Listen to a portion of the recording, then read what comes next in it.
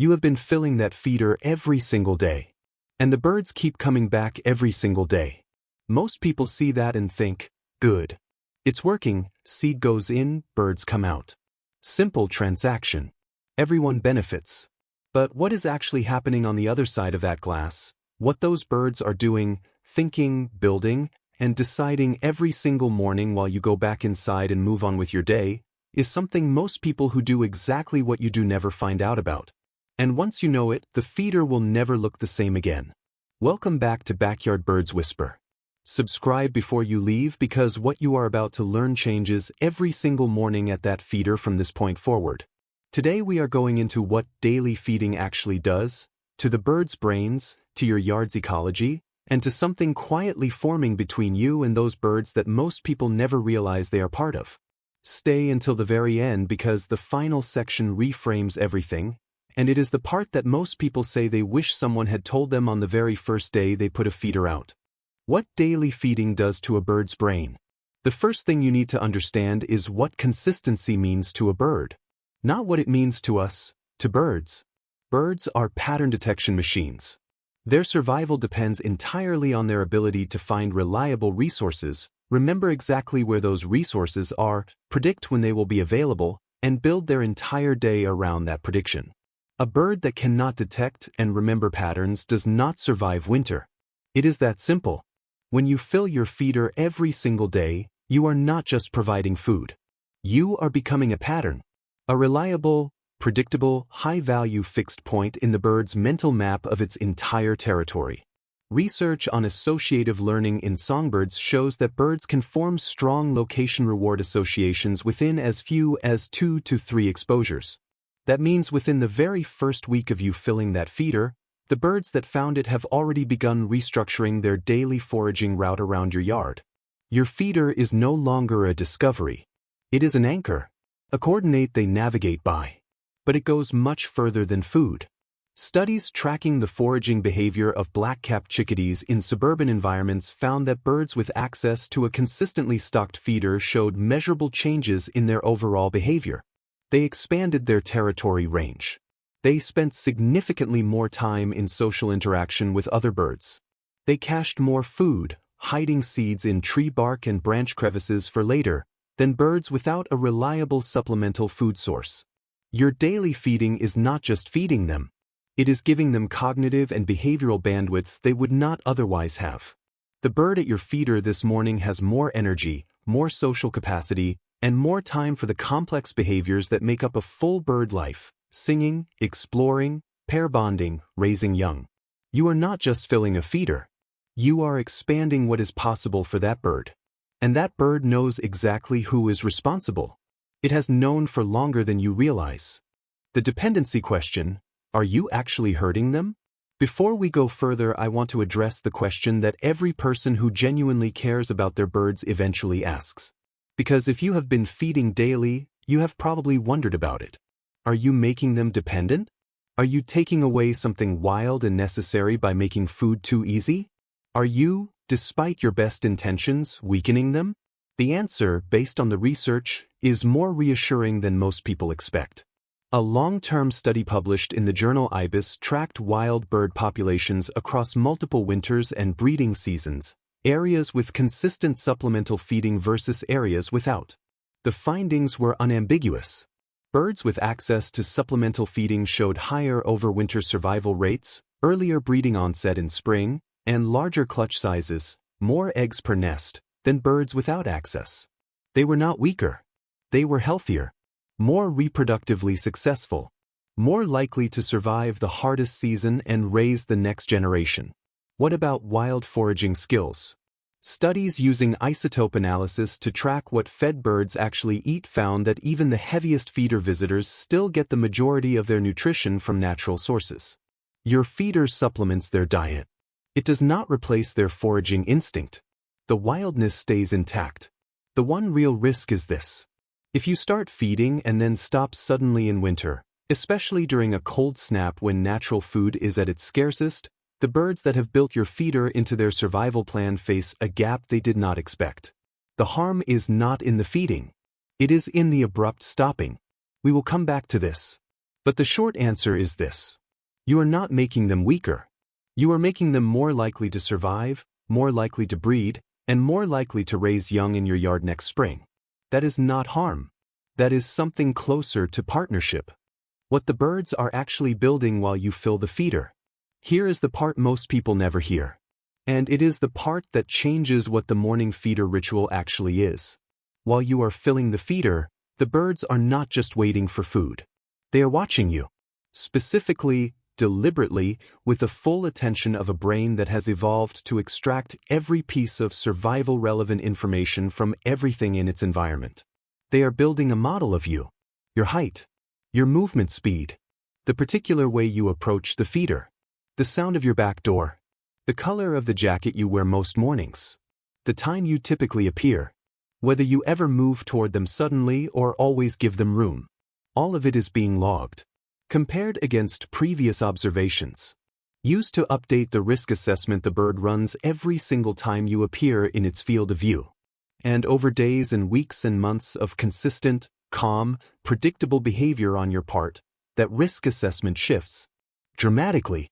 Research measuring flight initiation distance, the distance at which a bird takes flight if a potential threat approaches, has found that birds habituated to a specific regular human will tolerate approach distances 3 to 5 times shorter than they allow with unknown people. The same bird that flushes at 15 feet from a stranger holds its ground at 3 feet from you. That shorter distance is not just a number. It is a measure of trust.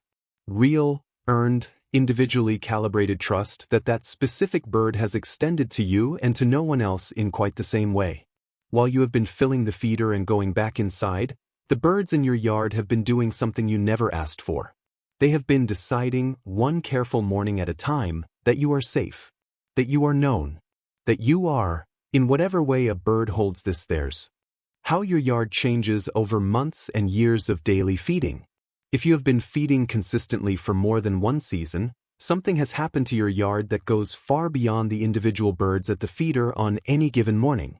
Your yard has developed a reputation, not in the human sense, but in the distributed, socially transmitted way that birds share information about their world. The birds that visit your feeder communicate with other birds. Their alarm calls carry information about the safety of your yard. Their calm foraging behavior signals to passing birds that this location is productive and low risk. Over time, new birds arriving in your neighborhood, juveniles dispersing from their birth territories, migrants passing through in spring and fall, new residents establishing themselves after winter losses, encounter your yard already marked by the local bird network as a known, reliable, safe location. You did not advertise it. The birds did for you. The physical changes are visible too, if you know what to look for. Yards with long-term consistent feeding show higher species diversity over time. Not just more birds, more kinds of birds. Because a yard with a reliable food source and an established reputation for safety becomes a hub. Rare visitors investigate locations where the common birds are calm and feeding confidently. Your daily habit, that simple act of filling the feeder before your coffee, has over months and years quietly transformed your yard into something that functions differently in the local ecology than the yards on either side of you. You did not plan any of this. You just showed up every day. But the birds built something with what you gave them. And it is still there every morning, in the way they arrive before you open the door. In the way the yard sounds different when you step outside than when a stranger does. In the way a specific bird, one you would recognize anywhere, is already on the branch closest to where you always stand. What stops when you stop? The thing nobody ever warns you about. I want to be honest with you here. Because most content about backyard feeding focuses entirely on what you gain. Almost none of it tells you what the stopping costs. And I think you deserve to know the full picture. When people stop feeding, because of travel, a life change, a season that feels like it has passed, they usually assume the birds simply find another feeder. Move on, adapt. Birds are resilient. They will be fine. And in many cases that is partly true. But here is what actually happens in the days immediately after a consistently stocked feeder goes empty and stays empty. The birds that have built their foraging route around your feeder return on schedule. The first morning, they wait. They visit the empty feeder multiple times. They perch near it. Check the surrounding branches. Leave and come back. This is not random hungry behavior. This is a learned pattern running against an absent resource. The behavioral equivalent of showing up somewhere you have been 100 times and finding no one there. Over the following days, the route reorganizes. The time that was allocated to your feeder gets redistributed to other locations. But the reorganization costs energy. It takes time during which the bird is operating on less food than its internal model predicted. In winter, during a cold snap, that gap between predicted resources and actual resources is not a minor inconvenience. It is a survival equation that does not always resolve in the bird's favor. Beyond the practical, the trust erodes too. Not instantly, not dramatically, but visit by visit, morning by morning, the model the bird built around your reliability quietly loses its foundation. The flight initiation distance slowly grows back. The yard that learned to sound calm when you appeared begins to forget the difference between you and anyone else. I am not saying this to make you feel guilty. Life changes. Feeding stops sometimes. The birds adapt. But I want you to understand what your daily consistency has actually meant to them, so that when you choose to continue, you know what you are choosing. And when you need to stop, you do it gradually, reducing rather than cutting off, especially in winter, so the birds whose days you have shaped have the time their internal maps need to adjust. What daily feeding actually is, and what most people never see. Here is the reframe I promised you at the beginning. We call it feeding, as if it is a single act with a single meaning. You put seed in. Birds come out simple. But what we have covered today tells a completely different story. Daily feeding is the slow, unplanned, unspoken construction of a relationship, built from 10,000 small consistent acts that the bird noticed even when you did not.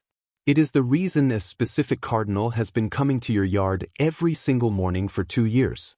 It is the reason the chickadee holds its ground when you approach and flushes when your neighbor does. It is the reason your yard sounds the way it does at 7 in the morning, that particular quality of calm that would sound different if someone else lived here.